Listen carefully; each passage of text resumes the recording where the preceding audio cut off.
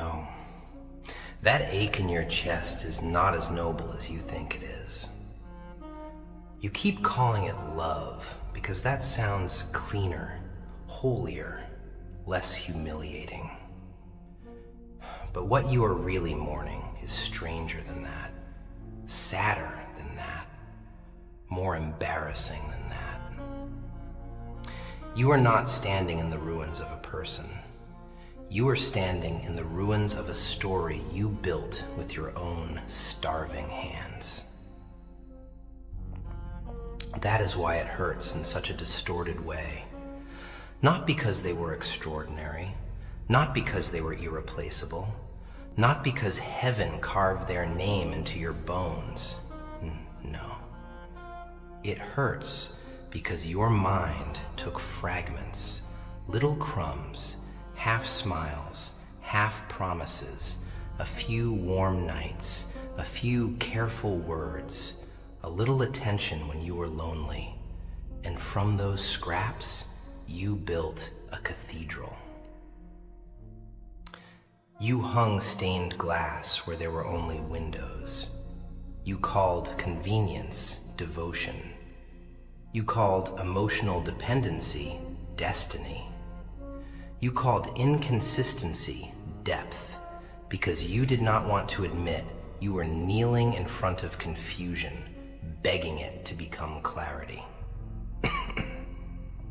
And now that the performance is over, you sit there shaking, whispering their name, when the truth is that what you miss most never fully existed. You miss who they seemed to be when your hope was doing most of the work.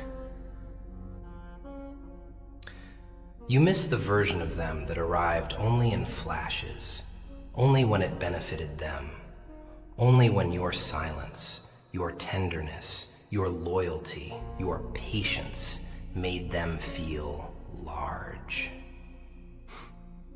And your heart, poor thing, does not know how to grieve illusions without feeling foolish. So it keeps calling the illusion by their name.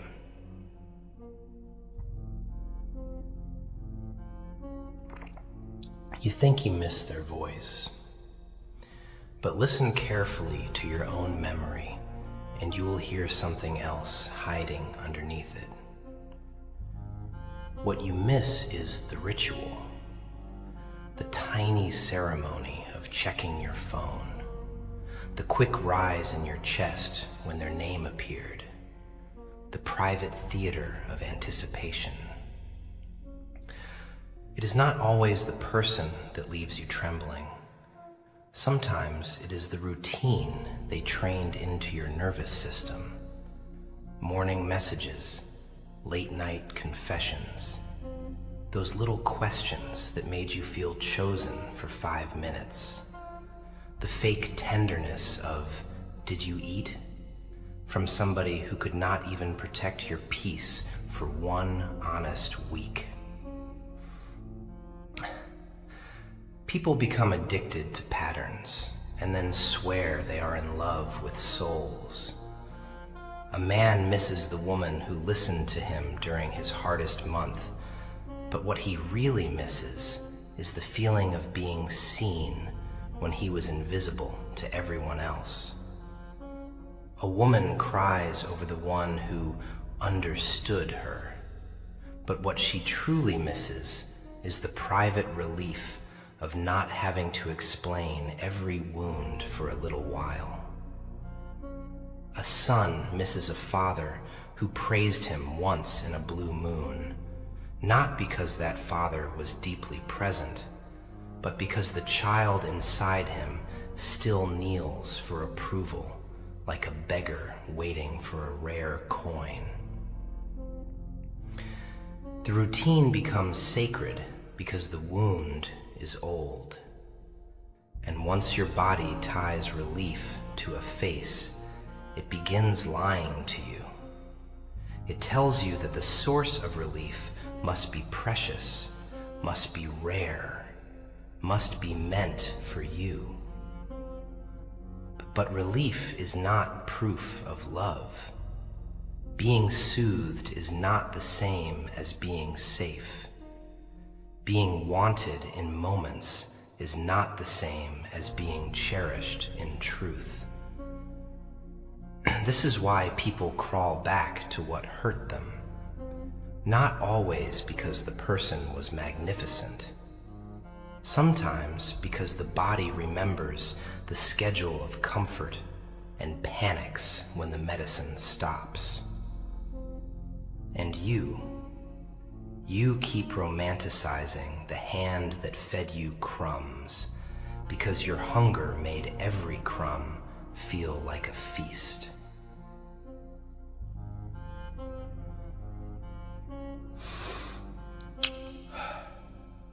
Let me tell you something uglier. Sometimes you did not even fall for them. You fell for what your own mind projected onto them. That one lands badly, doesn't it? Because it means part of this heartbreak belongs to your imagination. It means you were not merely deceived, you collaborated. You saw a little softness and painted a whole character around it. You heard one honest sentence and treated it like evidence of a beautiful inner world. They sat beside you when you were breaking, and suddenly in your head, they became loyal, deep, safe, rare, misunderstood, special. All because your exhausted heart wanted somewhere to rest. You know how this happens in ordinary life? A coworker defends you once in a meeting, and your mind starts writing poetry about integrity. A distant relative remembers your birthday one year, and you suddenly imagine hidden affection that was never consistently there. A person speaks gently after months of coldness, and your heart rushes to crown them merciful, instead of asking why gentleness only arrived after distance, guilt, or fear of losing access. Hungry people become excellent fiction writers. Lonely people become architects of false depth. The neglected become brilliant at turning tiny gestures into proof of grand meaning, because grand meaning is easier to bear than random emptiness. You were not stupid. No. You were aching. There is a difference. But pain can still make a fool of perception. And once the illusion hardens, every new contradiction gets explained away. They're just stressed. They're scared. They've been through a lot. They don't know how to love. Maybe. But pain in their past is not purity in their intention. And damage in their history does not magically make your suffering a duty. At some point, the honest question is not whether they had reasons. The honest question is whether the person you kept defending ever truly existed outside the shelter of your explanations. And if the answer shakes you, good. Truth is supposed to shake loose the lies you were using as blankets.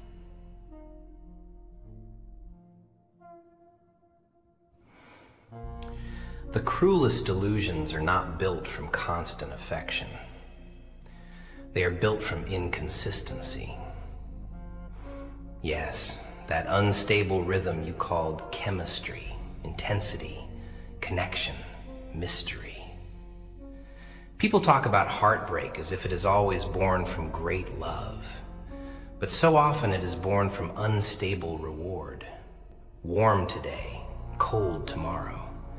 Available when you pull away, distant when you lean in, tender when you are about to leave, absent when you begin to trust. That pattern can make the human mind kneel. It turns ordinary attachment into obsession, because the soul starts chasing the return of a feeling it was never allowed to keep. A husband who rarely praises his wife, but suddenly becomes soft after she stops trying, can trap her in decades of emotional gambling. A woman who disappears for days and returns with tears and apologies can make a man bond not to peace, but to the relief that follows chaos. A friend who humiliates you in jokes, then later pulls you aside and says, "You know I love you," creates confusion so sticky it starts imitating intimacy. And then you sit there telling yourself, "No one ever made me feel like this." Of course not. Stable people do not make you feel like emotional withdrawal and emotional rescue in the same hour. Stable people do not train your nervous system to confuse unpredictability with depth. You did not miss a calm home. You missed the rush before the door opened. You missed the trembling before the message came. You missed the possibility that maybe this time, the version of them you wanted would stay a little longer. That is why losing them can feel like losing oxygen. Not because they were oxygen, no. Because they kept teaching your body to panic first and breathe later. And once panic and relief come from the same person, the bond becomes chemical in a very human way. The mind starts calling the pain meaningful, because admitting it was manipulation, neglect, fear, or selfishness would force you to grieve not only them, but your own willingness to stay. That is the part people avoid. It is easier to say, "I miss you," than to say, "I became addicted to hoping you would become who I needed." But one sentence keeps you asleep, and the other begins to wake you up.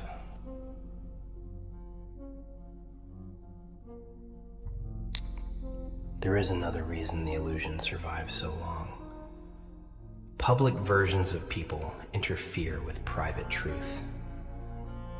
You saw how they laughed with others, how gentle they sounded in front of family, how charming they were around strangers, how generous they looked in rooms where being watched mattered.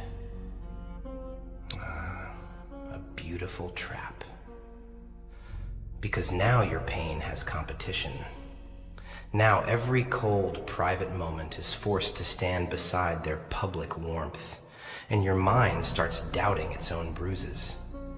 Maybe I'm too sensitive. Maybe I caught them on bad days. Maybe the problem is me. That split destroys people. A man comes home to indifference from the same wife who glows in public gatherings and posts polished affection where everyone can see it. A daughter receives silence from the same mother who is praised by neighbors as patient, smiling, deeply caring. An employee is quietly undermined by the same manager who gives speeches about teamwork, kindness, and respect. The performance confuses the victim because cruelty becomes harder to name when it hides behind social grace. And then the memory of leaving them feels wrong, almost sinful, because how could someone so admired, so polished, so publicly gentle be the source of your private emptiness? Maybe because some people do not need to be evil in a dramatic way to damage you. They only need to reserve their worst selfishness for places where witnesses are absent. They only need to give you just enough tenderness to make your accusations sound unbelievable. That is why you keep missing the illusion. The illusion is socially supported. It has witnesses. It has pictures. It has old messages and soft tones and selective memories. The truth, meanwhile, often lived in pauses, in the room after the guests left, in the look on their face when you needed something inconvenient, in the sudden exhaustion that filled the air whenever your pain became the subject. And because pain without witnesses feels unreal, you went back to the prettier story. Stop doing that. Stop asking the crowd who they were. The crowd met the edited version. You met the cost. And the cost is often the clearest biography a person will ever write.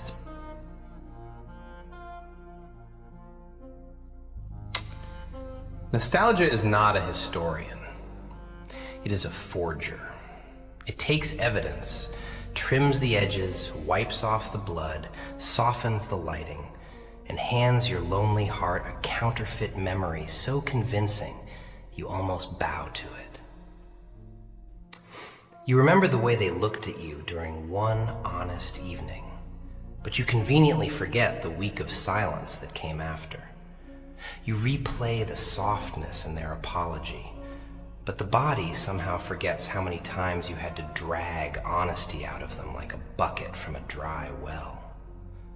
You miss the nights of laughter and edit out the humiliation, the waiting, the second guessing, the small ways you had to reduce yourself just to keep peace. This is why grief gets so theatrical inside the mind. It does not show the whole film. It shows selected scenes. It keeps the music and removes the aftermath. A man who leaves a toxic circle of friends remembers the jokes, the road trips, the noise, the belonging, but not the mockery that disguised itself as brotherhood, or the way his secrets stopped feeling safe the moment entertainment needed a victim. A woman misses the tenderness of a man who once held her while she cried, but memory politely forgets how quickly he turned cold when her sorrow lasted longer than his patience. A child grown into adulthood remembers the rare, gentle day with a distant parent and turns it into proof of deep love, while years of emotional absence get filed away as they did their best. Maybe they did. Maybe they didn't. But your loneliness is not allowed to rewrite the record simply because the truth is hard to bear. And here is the darkest part. The worse your present emptiness feels, the more beautiful your past illusion becomes. Because the heart under pressure becomes a dishonest editor. It starts using yesterday as pain medication. It wasn't that bad. They did care. Maybe I overreacted. Maybe I ruined it. Look how quickly suffering volunteers to accuse itself if it thinks self-blame might reopen the door. But truth does not change because you are lonely tonight. A pattern remains a pattern. Neglect remains neglect. Selective affection remains selective affection. The illusion gains its power from your refusal to review the whole file. So review it, all of it. The delays, the excuses, the public charm and private exhaustion, the promises made when you were halfway out the door, the tenderness that arrived only when they sensed loss. Your heart may want a poem, but your healing needs a transcript. And transcripts are merciless. Good. Mercy is not pretending the knife was a flower.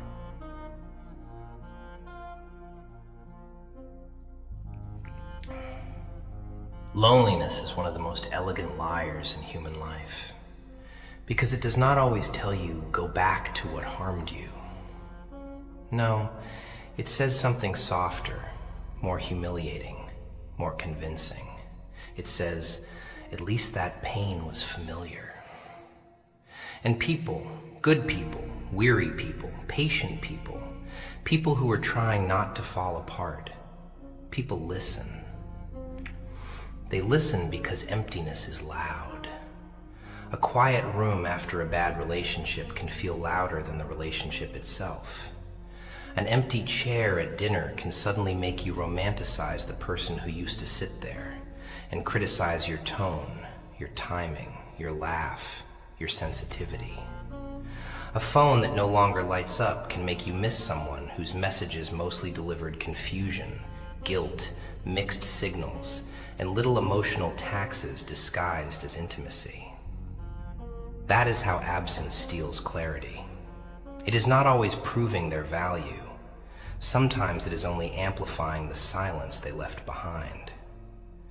A man misses the wife who exhausted him because the house now sounds like consequence.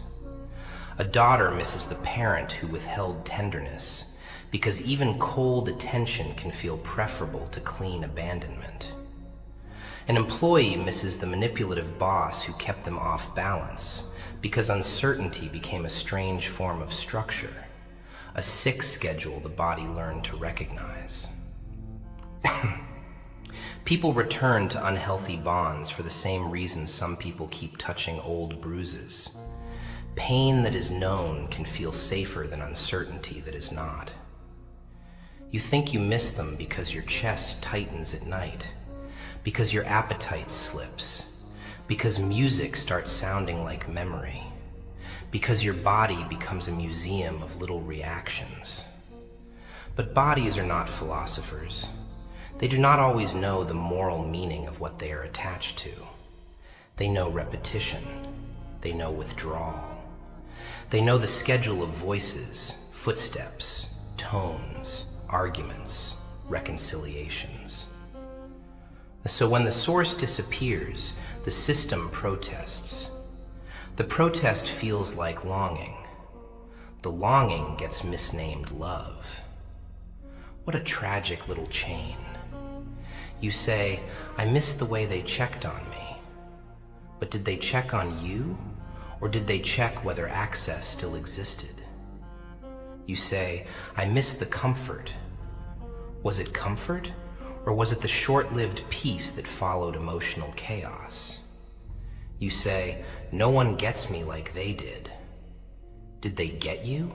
Or did they learn enough about your wounds to keep the door unlocked? Ask harder questions. Real comfort does not leave you chronically confused. Real care does not require you to betray your own perception just to keep it. Real affection does not keep changing temperature depending on your usefulness, your obedience, or your willingness to remain small. And loneliness, loneliness, will beg you to negotiate with these truths. It will say, maybe you can just take the good parts. But human beings are not buffets. You do not separate selective tenderness from the system that made it selective.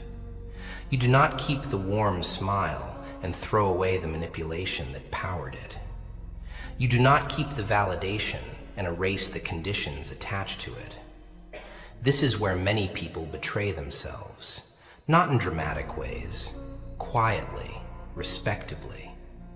They reopen the door not because wisdom failed, but because silence felt unbearable. They answer the late message because their room was too quiet. They call back because memory has a prettier face at 2 a.m. They forgive too early because the thought of starting over with emptiness feels heavier than carrying the same old wound another month. And that is where illusion fattens itself. Inside the hours where solitude starts sounding like punishment. But solitude is not always punishment. Sometimes it is detox. Sometimes the shaking, the restlessness, the urge to return, the need to reread old messages, the way your chest tightens when you almost block and then stop. Sometimes that is not evidence that you lost something precious. Sometimes it is evidence that your system is trying to unlearn dependence on emotional instability. Which is uglier, yes, because now you must admit that what you called missing them may partly be your body missing its familiar poison. Do not worship a reaction just because it is intense. Intensity is not always truth. Sometimes it is only withdrawal wearing perfume.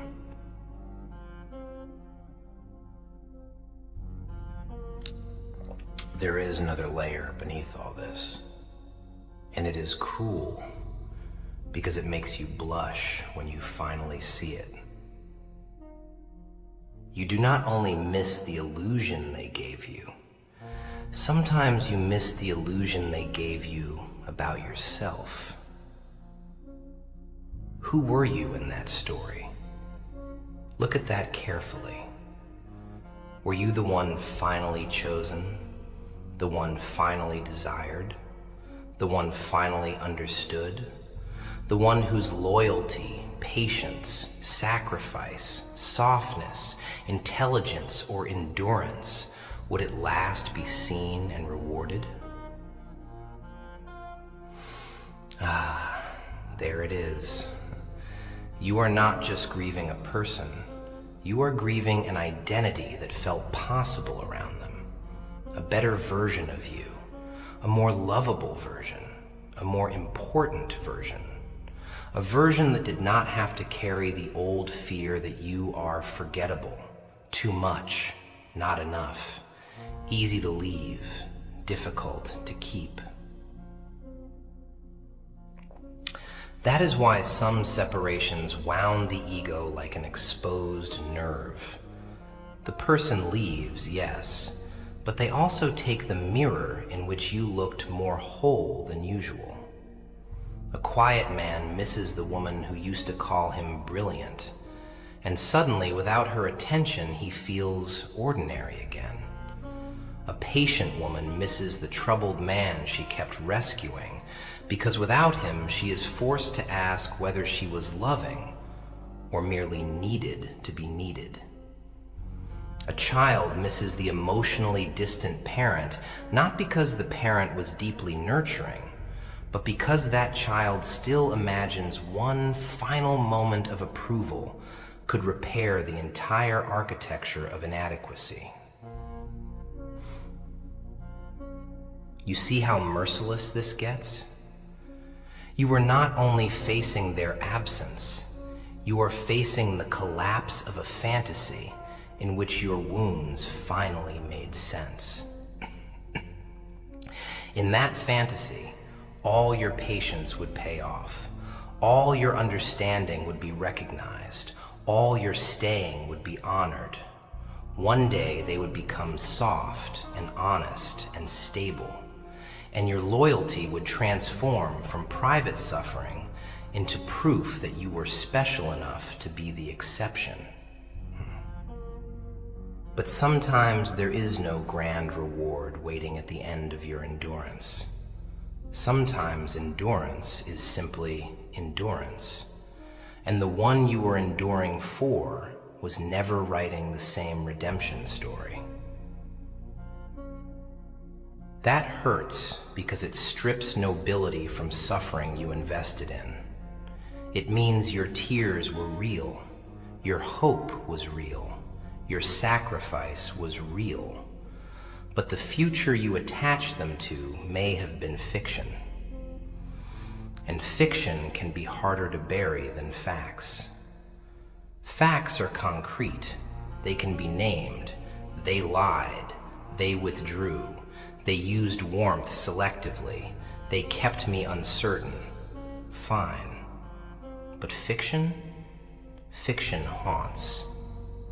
Maybe they could have changed. Maybe if timing were different.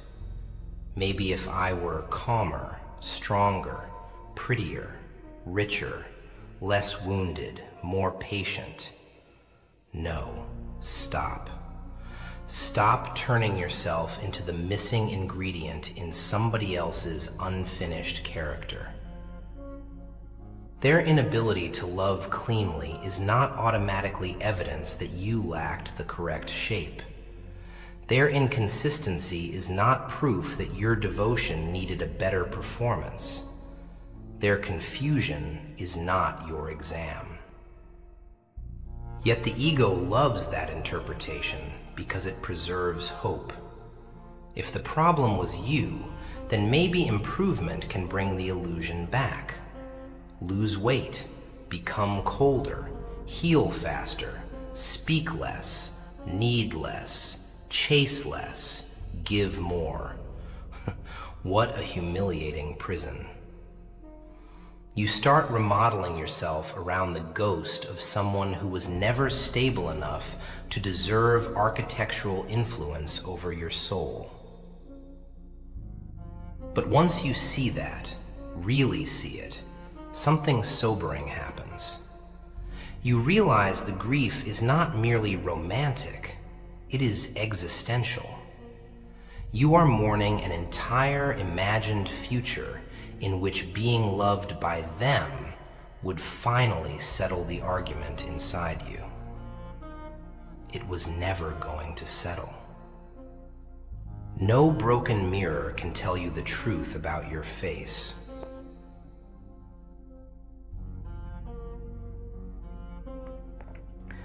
Let us go even deeper into the shame nobody likes to confess.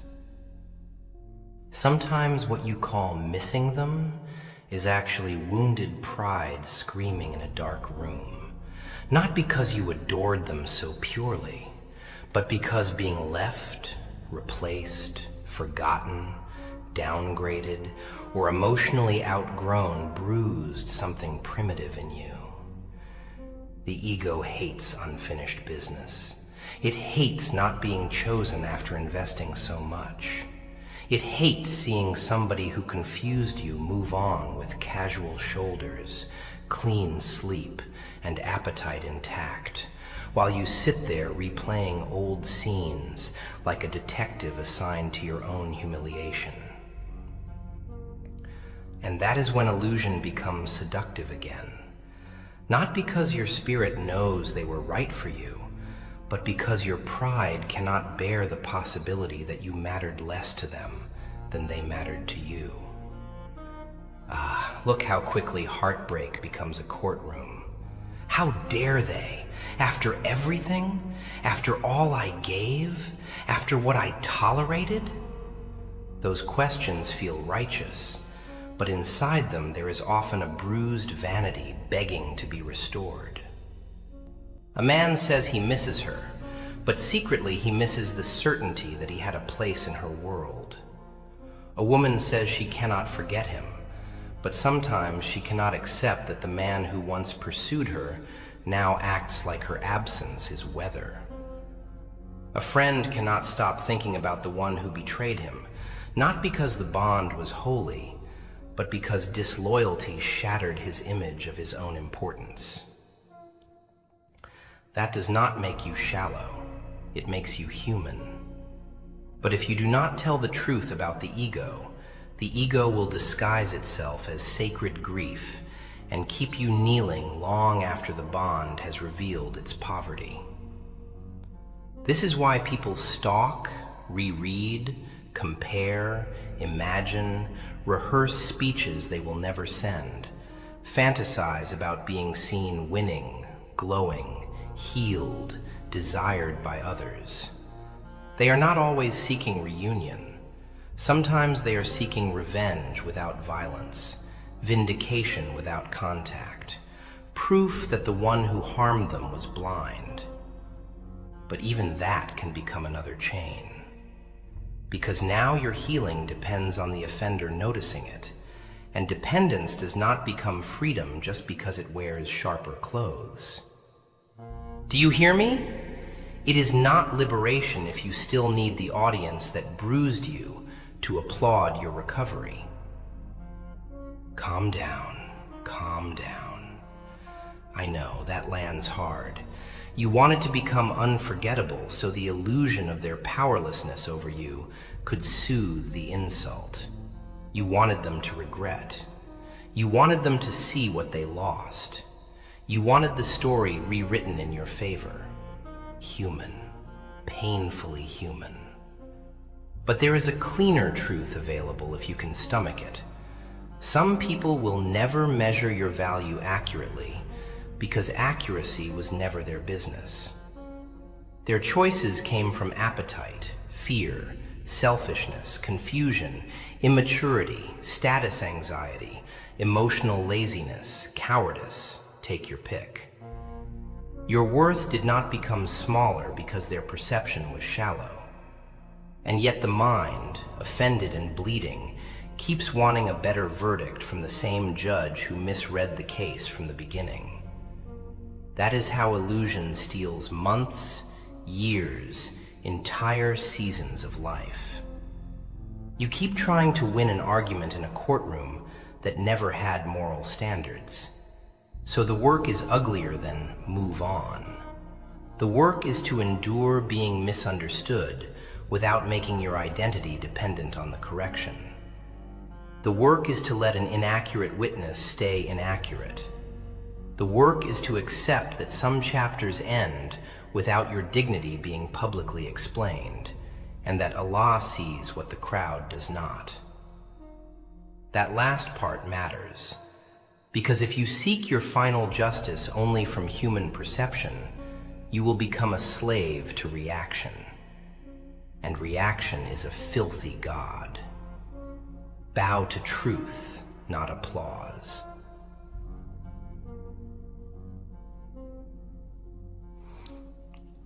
The body keeps records the tongue cannot summarize. You may say, I know they were bad for me, and still your hands shake when the phone vibrates.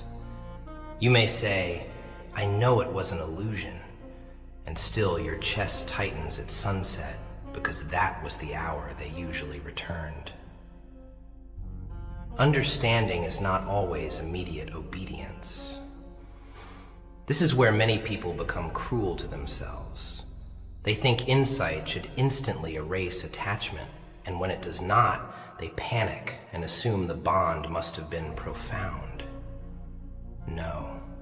Sometimes your body is simply late to the meeting your mind already attended. It learned them through repetition, tone, smell, tempo, silence, the speed of footsteps in a hallway, the exact pause before a message, the way your stomach clenched right before they were warm again. It learned all of that like weather. So when the weather changes, the body does not say, wonderful, truth has arrived. It says, where is the storm I memorized? A woman leaves a manipulative marriage and still reaches for her phone to send him updates he no longer deserves, because years taught her that selfhood required his reaction. A young man cuts off a friend group that mocked him under the name of love, and still feels restless every weekend because his nervous system tied belonging to noise and disrespect. A daughter stops chasing an emotionally absent parent and then feels guilty every morning because her body was trained to call longing duty. These reactions are not always signs that you should return. Sometimes they are the tremors of detox. But detox is ugly because it lacks poetry. No one wants to admit, I still crave what wounded me because my system got used to surviving inside it. People prefer the more flattering line, it was unforgettable. Yes, being trapped in smoke is unforgettable too. That does not mean smoke is where lungs belong.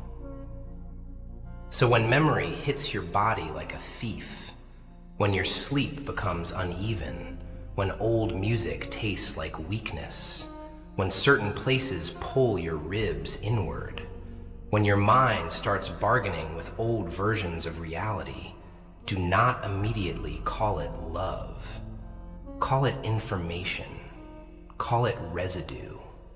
Call it the body emptying drawers you forgot were full. Sit with it without worshiping it. Observe it without building a shrine around it. There's the old panic. There is the old hunger. There is the old fantasy trying to put makeup on a wound. This is how maturity sounds when nobody is clapping. Not dramatic speeches, accurate naming. And accurate naming saves lives, not always from death, but from repetition, which can be its own slow burial. You do not need to despise yourself for flinching. You do not need to pretend you are above grief. But you do need to stop using your body's reaction as unquestioned evidence of a bond's righteousness. A chain can leave marks after it is removed. The marks are real. That does not make the chain holy. Learn the difference, or you will spend half your life kissing the scars of things that never deserved your neck.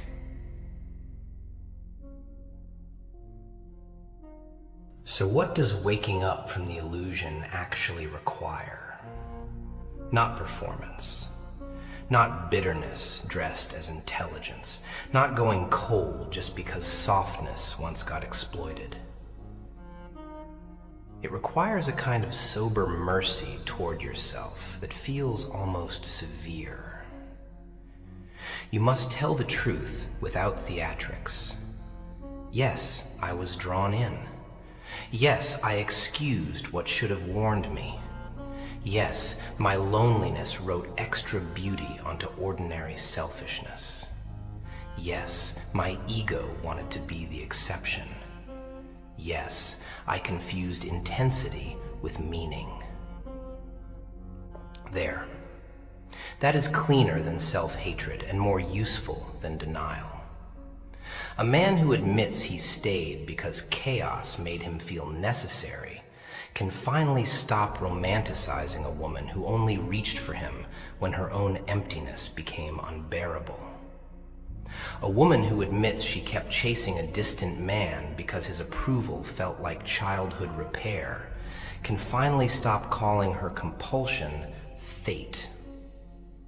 A son who accepts that he wanted one final nod from a father who never learned tenderness can stop handing his adulthood to a closed door. Truth is not supposed to flatter you. It is supposed to free you. Then comes the harder part. Building standards stronger than longing. Standards that do not collapse because someone sounds wounded, looks lonely, remembers your favorite details, or cries at the right moment. Standards that ask, are they consistent? Do they bring peace without making me smaller? Can they handle boundaries without punishing me? Is their care stable when no audience is present? You cannot heal from illusion while still negotiating with the evidence that created it. Stop collecting tiny signs that support hope while ignoring the larger pattern that buried it. Stop calling scraps potential. Stop calling confusion depth. Stop calling your own exhaustion commitment. And do not turn this into revenge. Listen to me carefully there. The answer is not to become colder than what hurt you. The answer is not to humiliate, punish, manipulate back, or perform indifference like theater. That only turns pain into inheritance. Break the inheritance. Let the lesson sharpen your sight, not poison your nature. Remain moral, remain disciplined, remain impossible to bait into ugliness. Because there is a clean kind of strength the wounded rarely discover quickly. the ability to walk away without needing to become monstrous in order to feel protected. Strange, isn't it? The strongest exit is often the least dramatic one.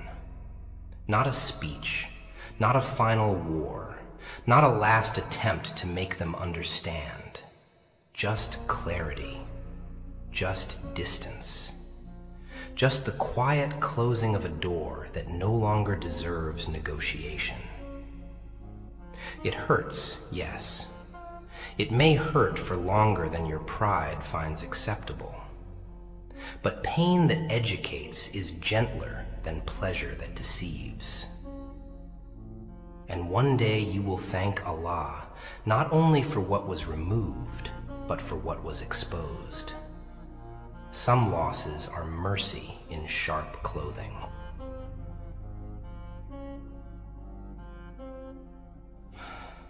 So here you are, standing in the strange graveyard of almosts. Almost loved, almost chosen, almost understood, almost safe. And that almost has been eating you alive because it is easier to bury a corpse than to bury a possibility. A person can be mourned, an illusion lingers. It lingers in the versions of the future you rehearsed, in the conversations that never happened, in the apologies you hoped would finally sound real, in the tenderness you kept imagining would arrive if you just endured a little longer, explained a little better, needed a little less, forgave a little more. But the truth, the adult truth, the humiliating, purifying, rib-cracking truth, is that you do not miss them the way you keep saying you do. You miss the shelter your mind built around their fragments. You miss the hope that turns selective warmth into imagined loyalty. You miss the version of yourself that felt briefly worth choosing in their presence. You miss the ritual, the distraction, the possibility, the chemical rhythm, the unfinished sentence. And because those things were partly built by your own need, they are hard to release without feeling as though you are abandoning a piece of yourself. But hear me now. You are not abandoning yourself by letting the illusion die. You are retrieving yourself from the theater where you confused projection for prophecy. Let it hurt. Let it shake your sleep. Let it expose the desperate corners of your heart that wanted to turn inconsistency into destiny. Let it embarrass you into wisdom. There is no shame in having longed deeply. The shame would be in learning nothing from it. Do not go back merely because the night is quiet. Do not reopen what Allah allowed to close merely because your body still remembers the old noise. Do not kneel to memory when memory is editing the evidence. And do not make an idol out of what could not carry you. That matters. Some people were never your home. They were only the room where your unmet needs learned to echo. Some people were never your peace. They were only the interruption that kept you from hearing how lonely you already were. Some people were never your answer. They were only the question that forced your hidden wounds to speak. And once the wounds speak, you have a choice. Romanticize the one who triggered them, or finally tend to them with honesty. Tend to them quietly, without spectacle, without waiting for the offender to understand, without needing the crowd to validate what happened in private. Allah knows. Your record is not lost. Your pain is not invisible to the one who sees without witnesses. That should calm something inside you if you let it. Not because justice will always look dramatic on earth, but because truth does not become false just because it was hidden well. So bury the illusion properly, not with poetry that keeps it glowing, but with plain words. It was not what I said it was. I was attached to hope. I mistook intensity for value. I called the wound meaningful because I was afraid emptiness would tell me harder truths. Good. Speak like that. Speak like someone who is done offering incense to confusion. Speak like someone who finally understands that longing is not evidence, chemistry is not character, and absence is not proof of worth. You survived the fantasy. Now survive the clarity. Because clarity is colder at first, yes, but it does not lie to you. And in the end, that is what saves a soul.